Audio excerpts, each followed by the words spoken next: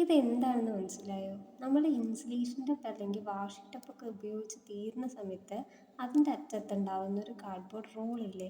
അതാണിത്. ഈ കാർഡ്ബോർഡ് റോളിൻ്റെ അതേ സൈസിലുള്ള ഒരു കാർഡ്ബോർഡ് പീസും കൂടെ നമുക്ക് ആവശ്യമുണ്ട്.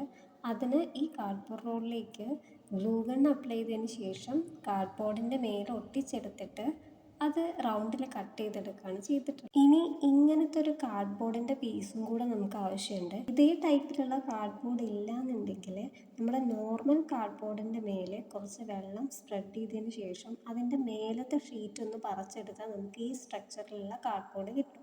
നമ്മൾ നേരത്തെ ഒട്ടിച്ചെടുത്തിട്ടുള്ള ആ ഇൻസുലേഷൻ ടേപ്പിൻ്റെ റോൾ ഉണ്ടല്ലോ, അതിൻ്റെ മേലെയായിട്ട് നമ്മൾ ഈ ഒരു കാർഡ്ബോർഡ് പീസും കൂടെ ഒട്ടിച്ചു കൊടുക്കുകയാണ്. അതിനുശേഷം ഈ കാണുന്ന പോലെ വൈറ്റ് കളർ പെയിൻറ്റ് കൂടെ ഞാൻ അടിച്ചെടുക്കുന്നുണ്ട്.